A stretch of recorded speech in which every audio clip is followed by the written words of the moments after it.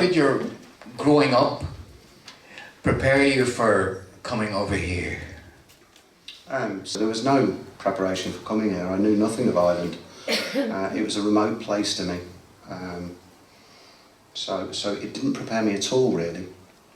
And did you know much about people like Dessy here?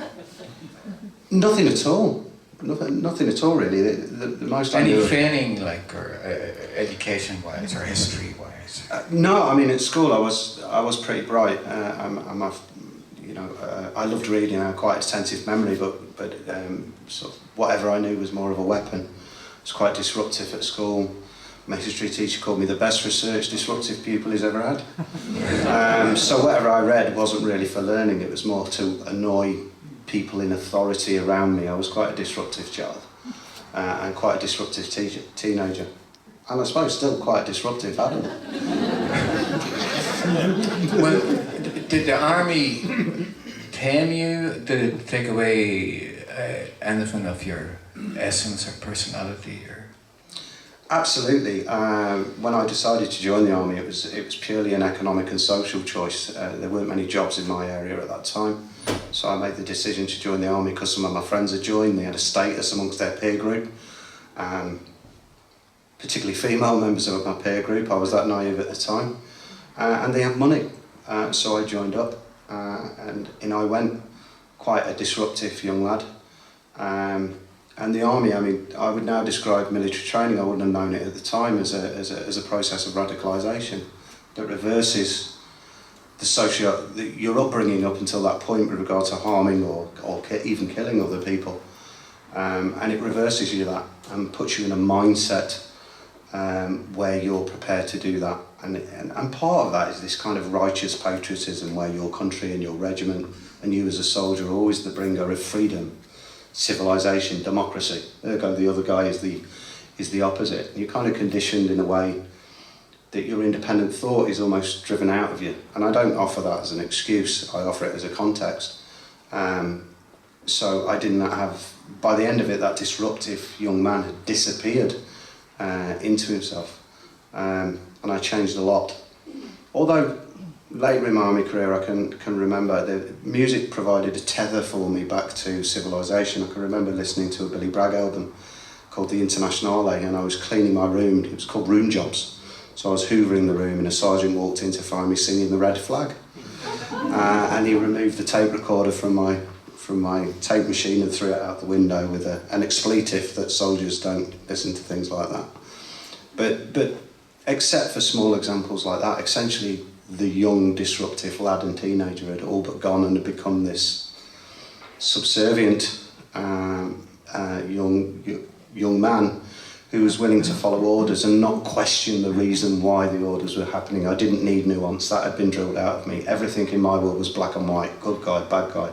And that's what the army kind of does, and that's what military training does. And not just the British Army, all armies do that.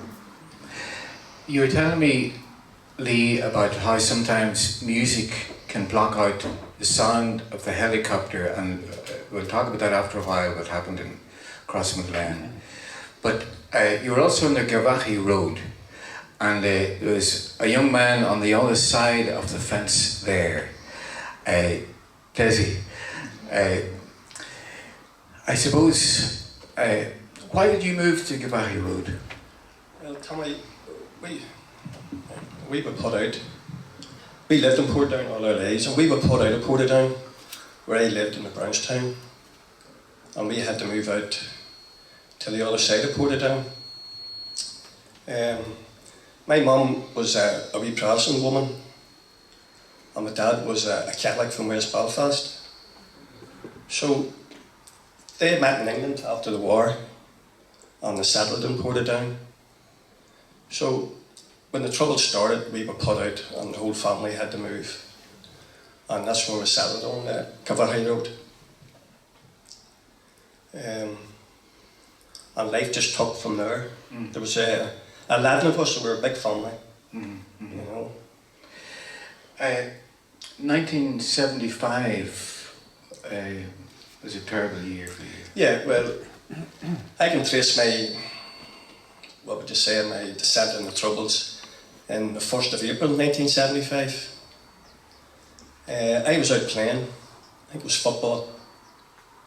It was a Saturday. And I came in from playing and I was in a real happy mood. And my mum and dad, they were going out. Funny enough, to the British Legion. My dad worked there. And so I was going out, so I shouted to my mum, "Okay, mum, love you, I'll see you."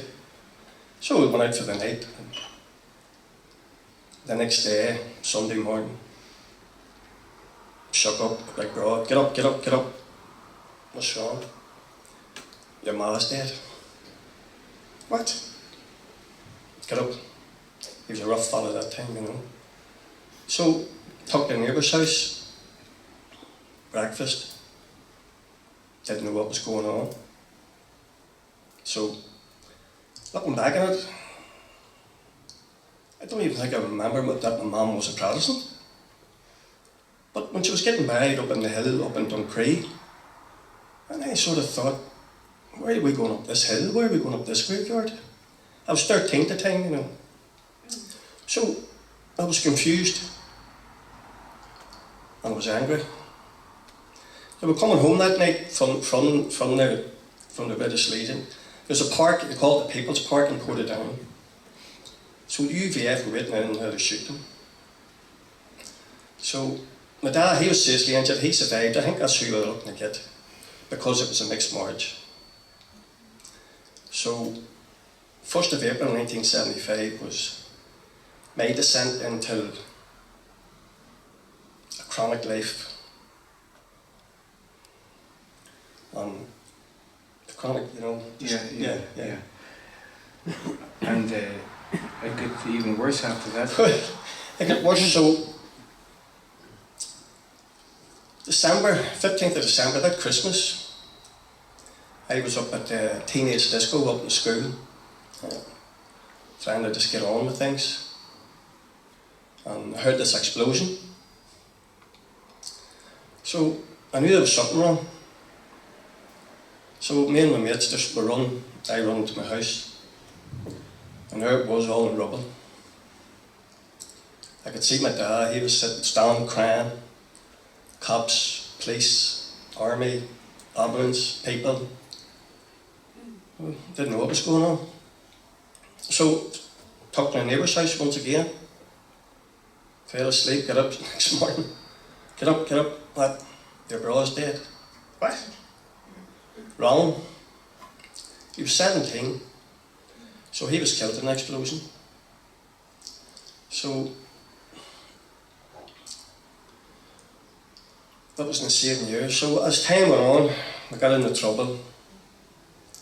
I ended up in institutions, getting into more trouble with the army and police. I ended up in Borstal, ended up in the Crumlin, still only a teenager. So as things went on, things settled down for a wee while, and we got this lovely house in Ballygorn. There's a new housing development, lovely housing development. We got this big 4-bedroom house. It was beautiful, decorated, couldn't believe it. So things went on. So next thing, I was working in Lurgan I was an apprentice joiner. I was in this woman's house doing doors and I heard the radio. There's been an incident in Portadown. Sorry. So, got this phone number for a pub. Rung the pub down the Tone Bar. "Oh, who's this?" That's it again. "What happened?" "Dad, you need to get home, you need to get home." So I get home. So my older brother Tommy, he'd been going up to sign on to the brew. And as he was going up, he met this mate of his, Denny Kelly. He says, "You're going up to sign on?" "Right." So we got up. So there was a railway bridge where you had to go over a railway bridge. And they were just approaching the railway bridge. And the two of them seen this motorbike coming towards them. And they were just in the middle of the rail, and this motorbike stopped, and this boy got off with a machine gun and just blatted the two of them. The two of them died on the road. And that was the 8th of March 1978. Troubles was going strong and hot and heavy. So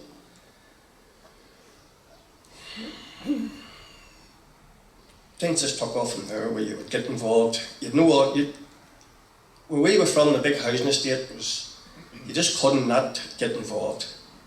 The army was coming, racking your house, breaking down your door, searching, throwing everything out.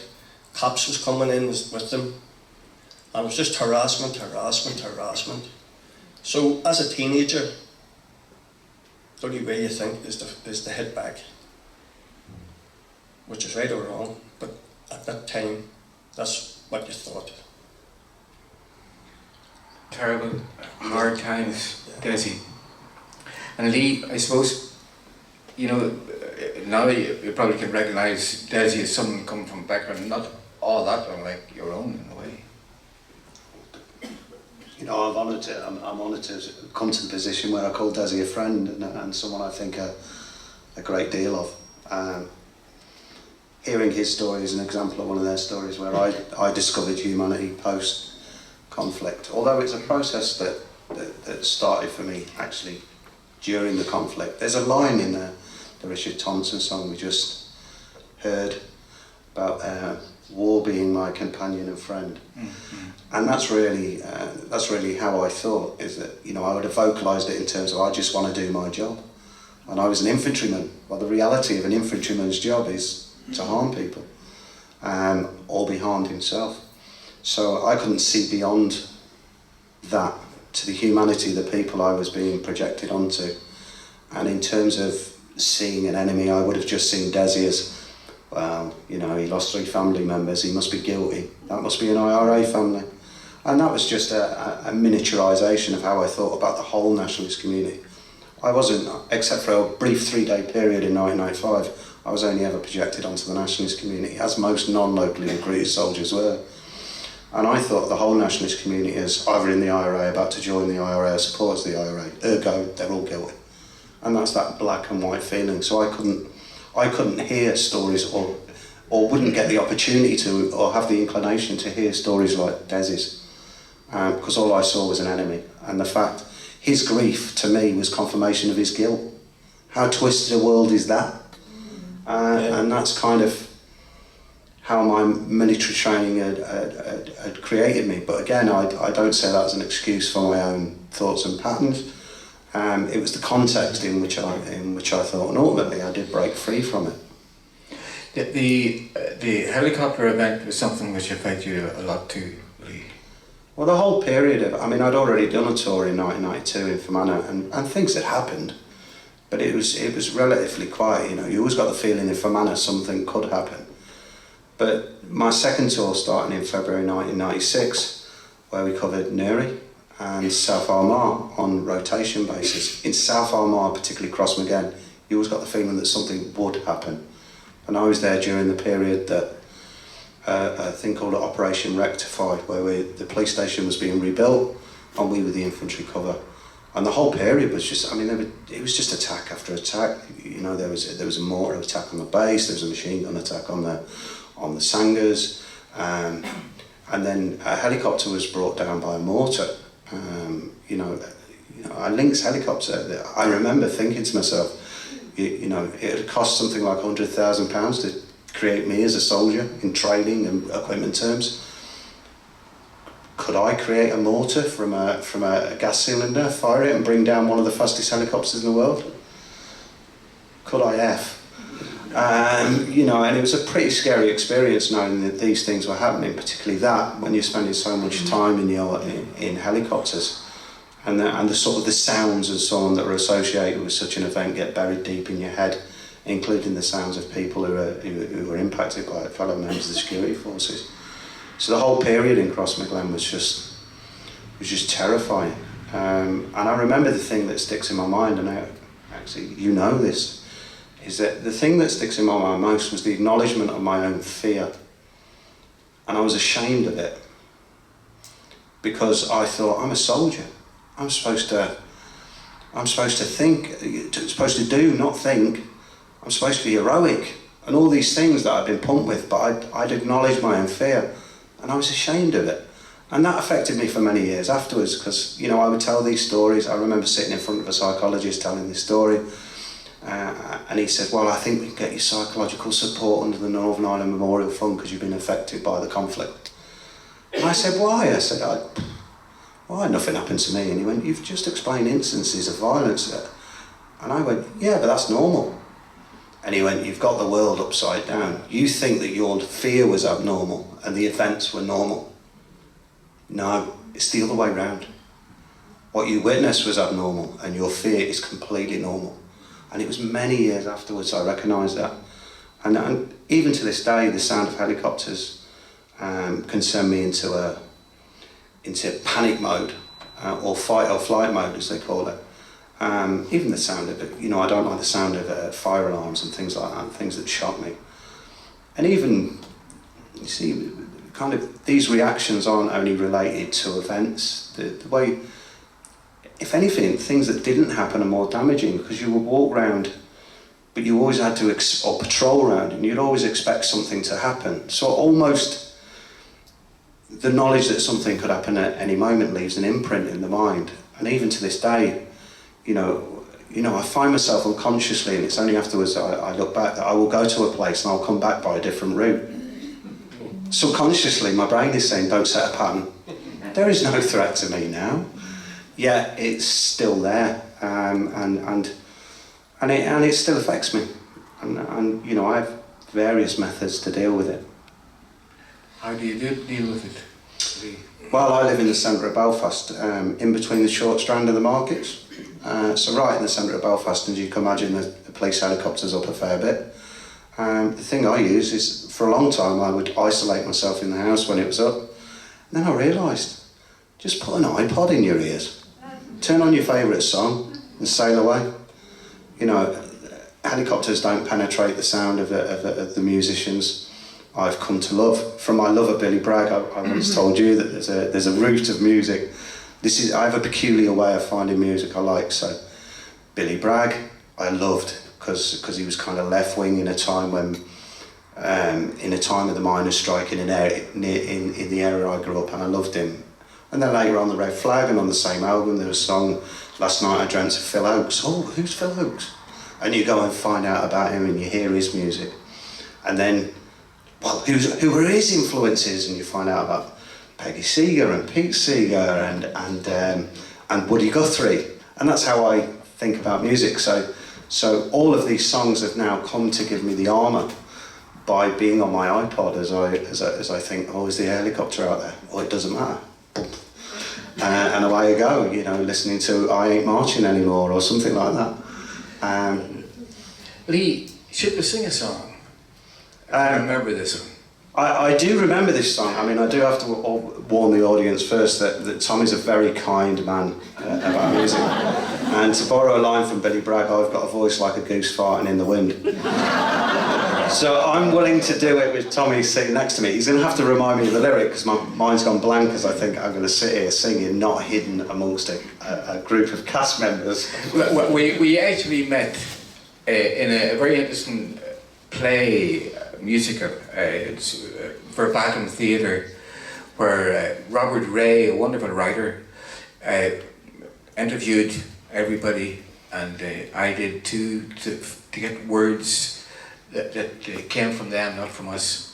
And this is one of the songs that we sang. Could you hand me one guitar, Lee, if you can reach it? I certainly can. Just don't ask me to play it. Or maybe play it yourself. You know about how I use these to treat my PTSD. Great. Just remind me. Go towel.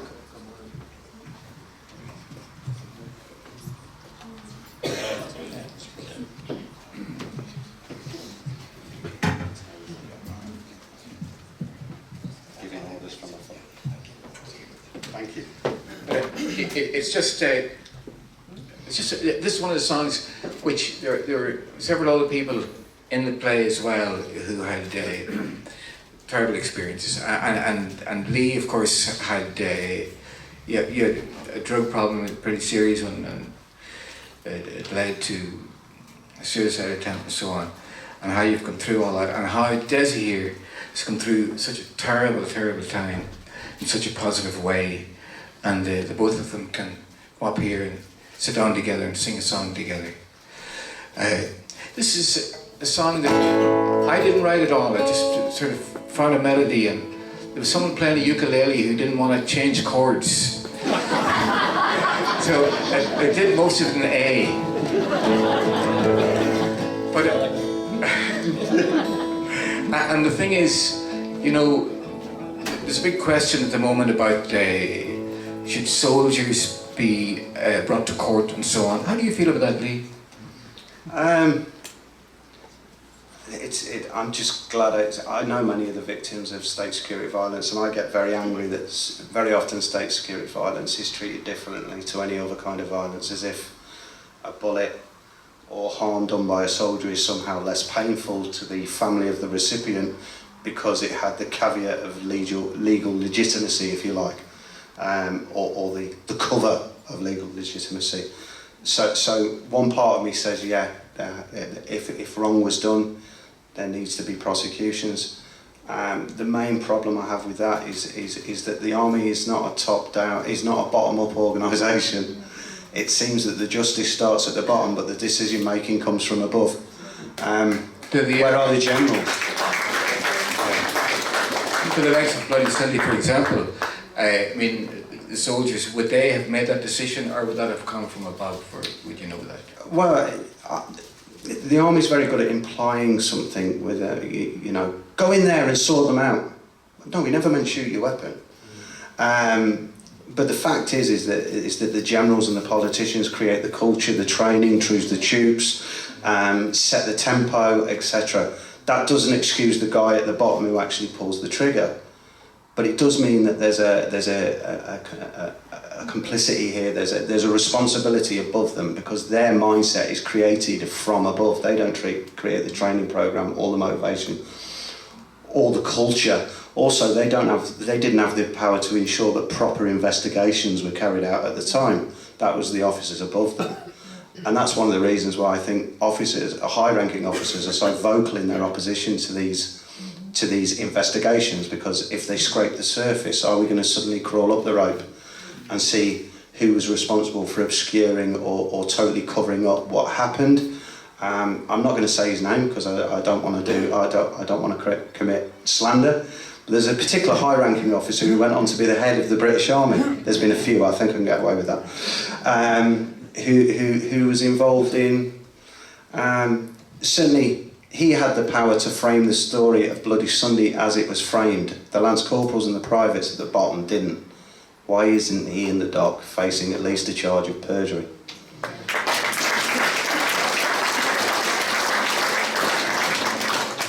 Just before we sing the song, Dessy, I was thinking about you up at your mother's grave in the Protestant graveyard, and someone came over to you. Obviously, in the grave, for some reason, I don't know why, I just always go out to it and fix it up and tidy it up and put flowers all over the years. So I was sitting one summertime, just sitting tidying the flowers, and we walk in through the gate. My mum's grave's just there, the first grave just there. So he said hello, and I says, all right. He says, I often wondered, he says, who looked after that grave. I says, well, now you know.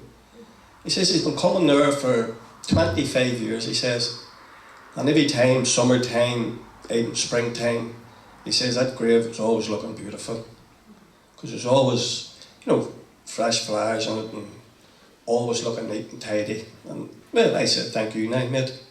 Well, he didn't know me, you know, and you know, it doesn't say on the headstone that my mother was murdered. And he didn't know where I was from. He just took it that I was from a person from there. But that was, you know, that touched me. You know, for 25 years, and I didn't even think of it in that way, obviously, you know. But for him to say that, it helped me a lot, you know, really did. Great, Dessy. Yeah, really did. Do you remember this one, Dessy? I think so. If you had seen what I seen, if you had seen what I seen, if you had seen what I've seen, you'd never go to war. you had seen what I seen, if you had seen what I seen, if you had seen what I seen, you'd never go to war. What's the use of talking? Some people I have said. What's the use of talking? You can't bring back your dead. Well, I'm talking for our loved ones, for they can talk no more. If you'd seen what I seen, you'd never go to war. If you'd seen what I seen, if you'd seen what I seen, if you'd seen what I seen, you'd never go to war. If you'd seen what I seen, if you'd seen what I seen, if you'd seen what I seen, you'd never go to war. Something happened, Tommy, I could feel it in my bones. And later when they told me, I cried and cried alone. I went into the bedroom, I called my mother's name. I went into the kitchen, but the answer was the same. I went into the hospital, I searched in every ward, till the sister gently told me, you'll have to try no more. If you'd seen what I seen, if you'd seen what I seen, if you'd seen what I seen, you'd never go to war. If you'd seen what I seen, if you'd seen what I seen, if you'd seen what I seen, you'd never go to war. Go tell your politicians and your preachers preaching fear. Go tell your armchair generals giving orders from afar.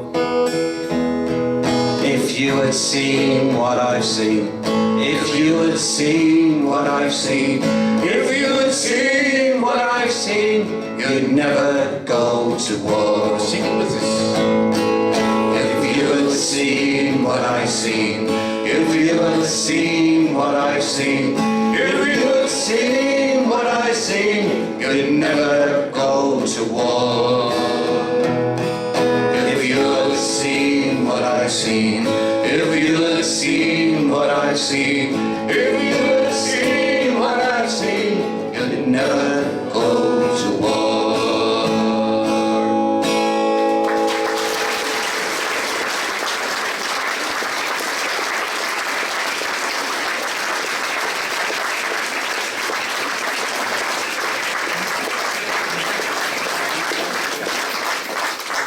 Sorry, I have to return home later, and if I don't mention this, I'm going to end up with a smack round the back of the head. Through this play, I met a girl who's now my partner, and she's a fellow Glenanne family member like Dessy. And what brought us together was our shared love of music, standing outside her on a vapor, neon cigarettes at the time, going, oh, I'm going to see the Foo Fighters, I'm going to see Metallica, and speaking to each other and getting to know each other through music. So I suppose that's the last gift of music to me, is that I eventually found someone that I dearly love.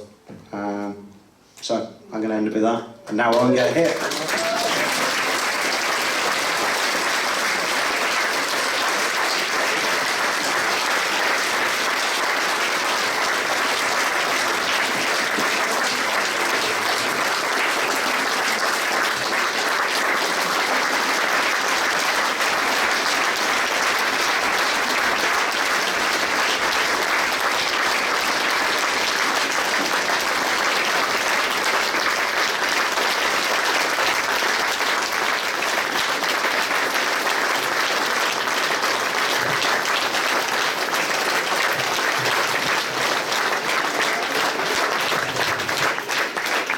Thank you very much indeed. Could I just ask if we could all sing a song together first? With a good chorus on it, it would be just lovely. And I'd like to sing a song made by Sai Khan, who's one of our wonderful songwriters. And it's a tribute to people who do things that you wish you had done yourself. You know, you probably couldn't have. We are a real group of people who are trying to do things, and we're all doing it in our own way. And when we hear about the way other people do things, it helps us. And Lee and Dessy, this really is for you.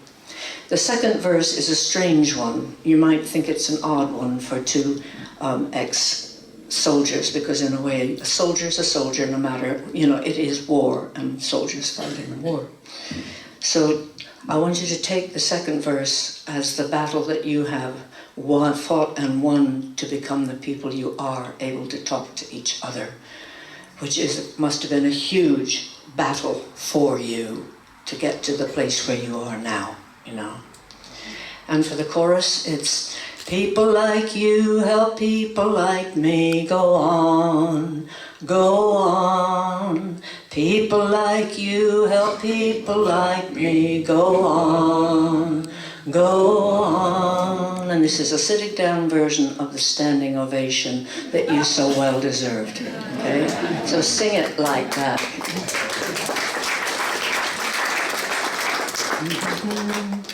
Old fighter, you sure took it on the chin.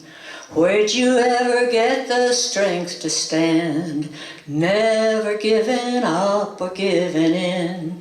You know I just want to shake your hand, 'cause you know that people like you help people like me go on, go on. People like you help people like me go on, go on. Old battlers with a scar for every town thought you were no better than the rest. You wore your colors every way but down, but all you ever gave us was your best. And you know that people like you help people like me go on, go on. People like you help people like me go on, go on. And this one's for all of us. Old dreamer with the world in every thought, where'd you get the vision to keep on? You sure gave back as good as what you got. And I hope that when my time is done, they'll say that people like me help people like you go on, go on. Because people like you help people like me go on, go on, go on. Thank you.